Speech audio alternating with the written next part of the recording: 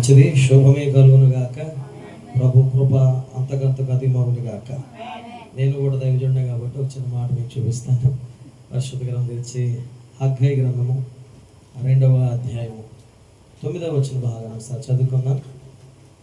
Haggai గ్రంథము 2వ అధ్యాయము 9వ వచనం చదువుకుందాం.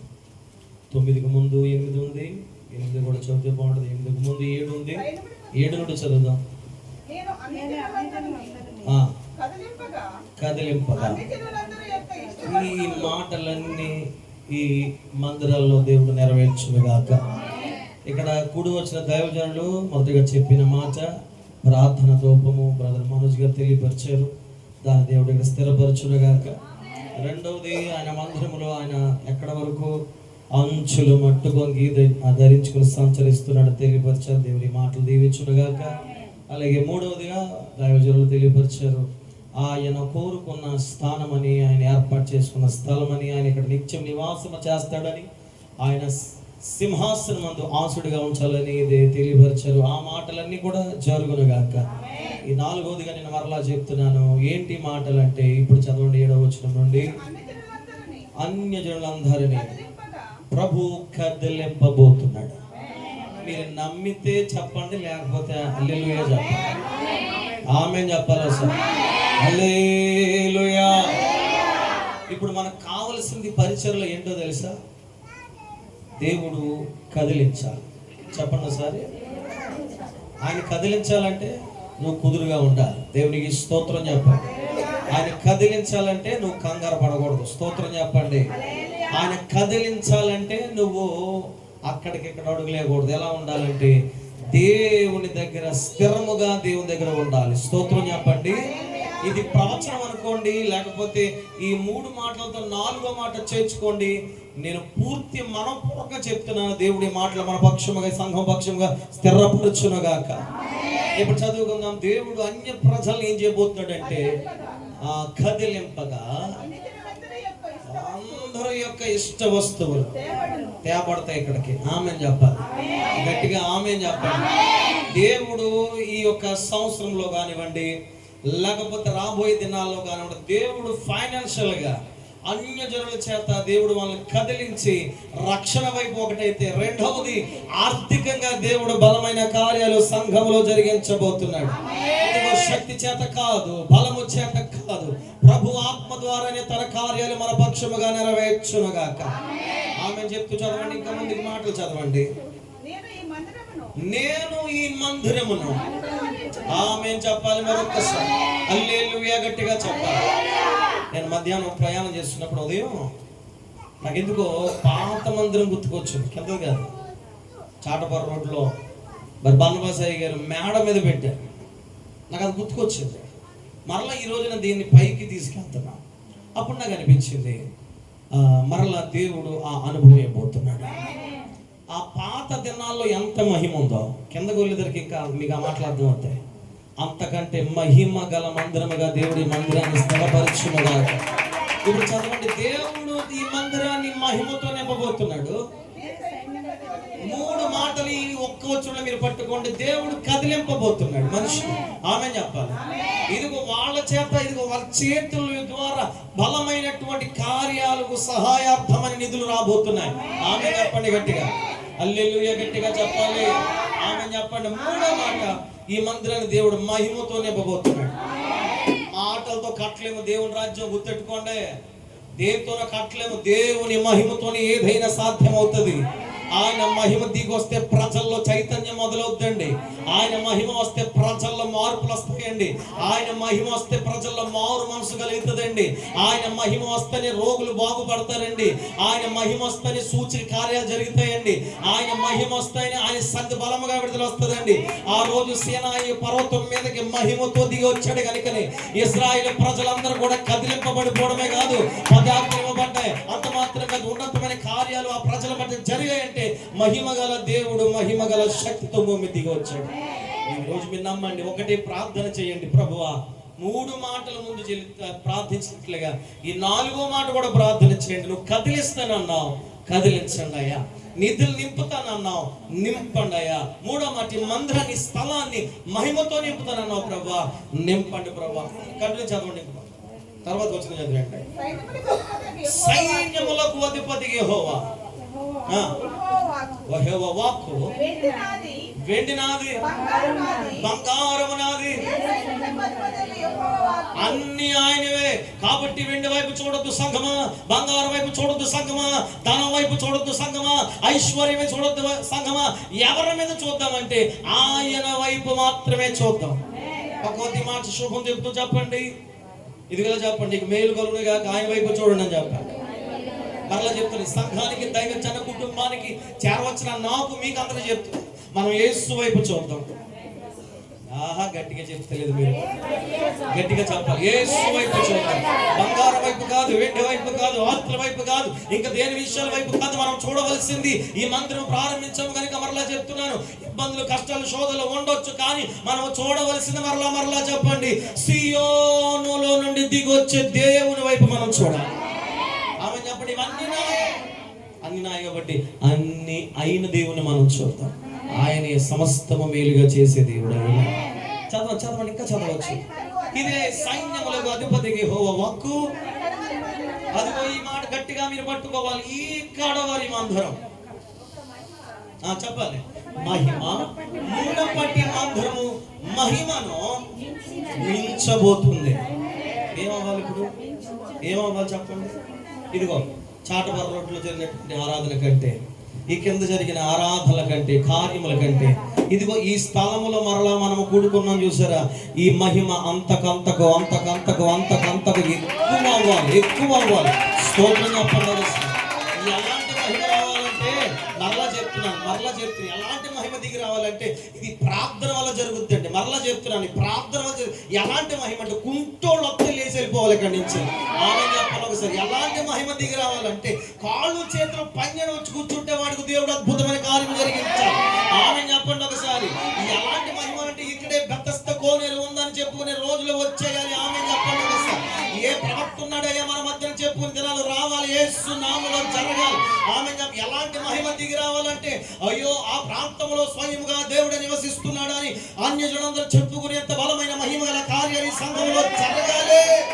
ఎలాంటి సమస్య వచ్చినా వారందరూ కూడా కొన్ని రోజుల్లోనే అద్భుతమైన కార్యములు చూసి అద్భుతమైన మహిమ గల సంఘముగా మందిరము కట్టబడాలంటే అధికమైన ధూపం ఇక్కడ వేయబడాలి. ఎంత ధూపం వేస్తావో మళ్ళీ చెప్తున్నాను, దైవజన కుటుంబానికి చెప్తున్నాను, మీ అందరికి చెప్తున్నాను. ఎవరో ఈ రోజుని ప్రోత్సాహపరచండి. దేవుని మాటలు మేము చెప్పేసి వెళ్ళిపోతాం. ప్రోత్సహించుకోవాల్సింది మనసు, నీ ప్రాణాత్మ దేహాన్ని నువ్వే ప్రోత్సహించుకోవాలి. ఎంత నువ్వు మోకాళ్ళు వేస్తావో అంత మహిమ గల దేవుడు వస్తాడు. నువ్వు మోకాళ్ళు వేస్తే మహిమ దిగి వస్తుంది. ఇదే గుర్తుపెట్టుకో, నువ్వు మోకాళ్ళు వేస్తే మహిమ దిగి వస్తుంది. ఆమె చెప్పండి ఒకసారి.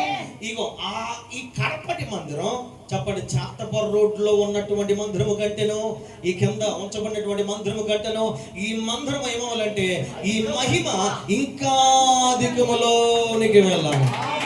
ఒక ప్రవక్తలు అంటాడు, కొన్ని అనుభూతులు ఉన్నాయంట. ఏం అనుభూతి అంటే చీల మండల అనుభూతి. చెప్పండి తర్వాత ఏ అనుభూతి చెప్పండి. మరలా త్వరగా మాట, మోకాళ్ళ అనుభూతి. మరలా చెప్పండి, మరలా తర్వాత చెప్పండి, సంపూర్ణత. చెప్పాలి. నేను ఇలా ప్రవచన వాక్యంగా చెప్తాను, మీరు తీసుకోండి. మనం ఇక్కడ సంపూర్ణమైతే మనకు దేవుడు స్వాస్థ్య భాగాన్ని వస్తాడు. ఆమె చెప్తారా? గట్టిగా ఆమె చెప్తారా? మనం ఇక్కడ సంపూర్ణత దైవ పరిచయం చేయగలిగితే, ఇక్కడ సంఘం చేయవలసిన పని సంఘం చేస్తూ, దైవ కుటుంబం చేయవలసిన దైవ కుటుంబం పని చేయగలిగితే దేవుడు ఇచ్చే ఆ స్వాస్థ్య నిబంధన భాగస్వామ్యంలోనికి మనం వెళ్ళగలుగుతాం. ఇక్కడ ఫుల్ఫిల్ చేయాలి. నేను మరలా చెప్తున్నా, ఇంకో చోటుకి మనం వెళ్ళాలంటే ఇక్కడ ఫుల్ఫిల్ అవ్వాలి సంఘం. మరలా చెప్తున్నా, ఇంకో చోటకి మనం ఆనంద గరులతో లేదా కీర్తనతో ఘనమైన నామాన్ని, ఆయన నామాన్ని కనపరచాలంటే ఇక్కడ ఫుల్ఫిల్ అవుతే నా దేవుడు నెక్స్ట్ స్టెప్ అక్కడ తీసుకెళ్ళి అద్భుతంగా దేవుడు స్థిరపరుస్తుంది. ఆమె చెప్పాలి. ఇది నా కోసమే చెప్పిన మాటకి, మీకోసం చెప్పిన మాట కదా. మనందరికీ దేవుడిచ్చే ఆ ఆశీర్వాదపు గడియలు దేవుడు మనకు అనుగ్రహించుగాక. స్తోత్రం చెప్పండి ఒకసారి. మరలా ఒకసారి స్తోత్రం చెప్పాలి. మేడ మేడగది అనుభవం మనం వెళ్ళిపోవాలి. ఆమె చెప్పండి ఒకసారి. నాకు బాగా గుర్తుంది, కన్నవరం గురించి దేవుడు ఆ మేడగదిలోనే మాట్లాడాడు. స్తోత్రం చెప్పండి ఒకసారి.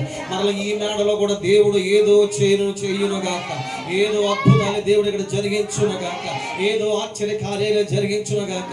బన్నబాసయ్య గారి ఆ మేడగది ఎలా కట్టించాడో ఈ ప్రాంతంలో మనం అందరం కూడా ఉన్నటువంటి పరిస్థితుల్లో ఆ బన్నబాస గారి ఉద్దేశాలు ఇంకా అధికమవును గాక, వారి ప్రార్థన అధికమైపోవును గాక, వారి ఆశ అధికమైపోవును గాక, వారి ఆలోచన అధికమైపోవును గాక. అంతకంతకు రాబోయే దినాల్లో మహిమ నుండి మహిమ అధికమైన మహిమలోనికి మనమందరం ప్రవేశింతుమగాక. నా ద్వారా నీ ద్వారా కాదు, దేవుడి ద్వారా బలమైన కార్యాలు మనం జరిగించుకునే వారముగా మన సంఘం అంతా కూడా మార్చబడును గాక. ఇదంతా ఒక మాట చెప్పిన ఆయన కృప ద్వారా జరుగుద్ది. ఎవరు చెప్పండి, ఇది అంతా దేని బట్టి చెప్పండి. ఇంకొంచెం గట్టిగా చెప్తాను, ఇంకొకసారి మాట చెప్తాను. ఇదంతా దేవుని కృప. నేను చాలా గమనిస్తున్నాను, నేను అన్ని కూడా అబ్జర్వేషన్ చేస్తూ ఉంటాను. తమ్ముడు నాతో చెప్పాడు చాలా దినాల క్రితం, మేము పక్కకు మారుతాం, పైన మందిరం గడపడదాం. ఆ రోజు నుంచి నేను చాలా గమనిస్తున్న విషయాలు ఏంటంటే శోధనలు వెంటాడుతున్నాయి. నేను ఎలా అనుకుంటూ ఉంటాను, లేకపోతే ఇలా ఊహిస్తూ కూడా ఉంటాను. ఏమిటంటే దైవ కార్యాన్ని నిర్ణయాలు జరుగుతున్నప్పుడు, దైవ చిత్తమున కొరకు అడుగులు వేస్తున్నప్పుడు శోధకుడు చెలరేగిపోతూ ఉంటాడు. కొంతమంది కొన్ని కారణాలు ఎదుర్కొంటారేమో, కానీ నేను ఈ కారణాన్ని పట్టుకుని ప్రభుని స్తుతిస్తూ ఉంటాను, ప్రార్థన చేస్తూ ఉంటాను. ఏమిటంటే దైవ కార్యము కొరకు అడుగులు వేస్తున్నప్పుడు సాతాను దాన్ని పాడు చేద్దామని ప్రయత్నం చేస్తాడు. ఒక్కొక్కటి మీకు తెలుసు. మొన్న కూడా ఈ చిన్నోడు కూడా గాయం ఇంకా చాలా మీరు పొందుకుంటున్నారు, అనుభవిస్తున్నారు. వ్యక్తిగతంగా మీ లైఫ్లో కూడా చాలా పొందుకుని ఉంటారు. కానీ నేను మాట చెప్తున్నాను, మహిమ గల కార్యాలు ఆపడానికి ఎవరికి చేత కాదు. ఆమె చెప్తాను మాట చెప్పాలి, ఇలా గట్టిగా మాట్లాడాలి. మహిమ గల కార్యాలు ఆపడానికి ఎవరికి సాధ్యము కాదు. ఇంకొక మాట చెప్పాలంటే, ఎవ్వడు ఆపుదామనుకున్నాడు శత్రువు, వాని ఎదుట దేవుడు అంతకంతకు అధికమైన కార్యాలు చేసే దేవుడు ఆయన. ఆమె చెప్తారు ఒకసారి. బైబిల్ అన్నాడండి, మిమ్మల్ని ముట్టునోడు నా గట్టిగా చెప్పాలి, ఇంకొంచెం గట్టిగా చెప్పాలి. మీకు విరోధముగా రూపీపడిన ఆయుధము ఇంకా గట్టిగా చెప్పాలి. ఒక కంటిని ముట్టునోడే చెప్పాలి, నీకు విరోధంగా లేచినోడే గట్టిగా మాట్లాడాలి. ఎంతమంది కలిసి దేవుడు దిగొచ్చే స్థలంలో మనం ఉన్నాం కనుక దీన్ని పాడు చేద్దామని ఎవడైనా ఆలోచన చేస్తే నాకలా చెప్తున్నా, నేను వాడిని పాడు చేస్తున్నాడు దేవుడు. ఇప్పుడు ఈ మందిరాన్ని మనం ఏం కాపాడుకో తెలుసా? మందిరం అంటే స్థలము కాదు, మరలా చెప్తున్నాను. మందిరం అంటే ఎక్కడైతే 2-3 నా నామం ఏకీపించుంటారో ఆయన మధ్యలో ఉంటాడు చూసారా, ఆయన సన్నిధి మనం కాపాడుకుంటూ ఉండాలి. స్తోత్రం చెప్పండి ఒకసారి. ఈ సన్నిధి మనం కాపాడుకుంటూ మనం ఏం చేయాలి తెలుసా? అంతకంతకు బలవంతులుగా మనం మార్చబడగలిగితే దేవుడు అన్ని జనులు కదిలిస్తాడు. ఆమె చెప్పండి సార్. చెల్లి తమ్ముడు ప్రేమలో చెప్తున్నాను, దేవుడు అన్ని జనులు కదిలించాలంటే ఈరోజు ఆయన సింహాసనం కదిలేంత ప్రార్థన నీలోంచి రావాలి. ఆయన సింహాసనమును దిగి వచ్చేంత బలమైన ప్రతిష్టత నీ మనసులో నువ్వు సమర్పణ నువ్వు చేసుకునే ప్రభు దగ్గర నిలబడాలి. అలా నిలబడితే నేను ఒక మాట చెప్తున్నా, ఎంత వ్యతిరేకత నువ్వు చూస్తున్నావో, ఇదిగో నమ్మి మాట, ఎంత వ్యతిరేకత చూస్తున్నావో అంతకంతకు దేవుని యొక్క ప్రణాళిక నీ మీదకు దేవుడు దిగిర వచ్చేలాగా దేవుడు సహాయం చేయబోతున్నాడు. హల్లెలూయా, గట్టిగా చెప్పండి హల్లెలూయా. కొత్తగా ఏదో పాట వచ్చిందండి. ఆ పాట ఏంటంటే, అర్హత లేకుండా చెప్పాలి ప్రేమించాము. ఇది కేవలం పాడదాం ఒక చరణం. నాకు ఆ పాట పూర్తిగా గమగా రావు, మీరు అందరు మీకు వచ్చా నాకు తెలుసు. స్తోత్రం చెప్పుతూ ఈ పాట పాడదాం. స్తోత్రం హల్లెలూయా. ఎవరికి ఒక మైక్ తీసుకోండి, మాస్టర్ గారికి వస్తే మాస్టర్ గారు తీసుకోండి, కలిసి పాడదాం. స్తోత్రం హల్లెలూయా హల్లెలూయా.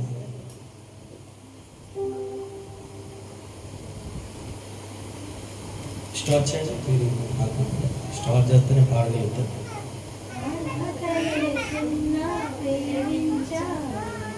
ఇది కేవలం నీ కృపయే,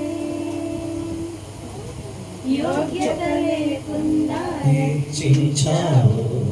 ఇది కేవలం నీ కృపయే. కొంచెం లేవుదాం. అర్హత లేకుండా ప్రేమించావు. ఇది కేవలం నీ కృపయే.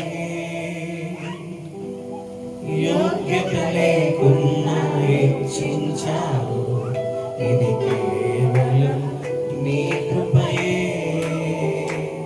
కృపయే, కృపయే. నేనేమయ్యున్నాను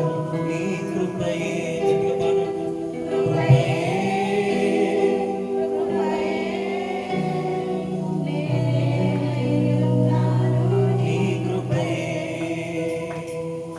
అర్హత లేకున్నా ప్రేమించావు, ఇది కేవలం నీ కృపయే.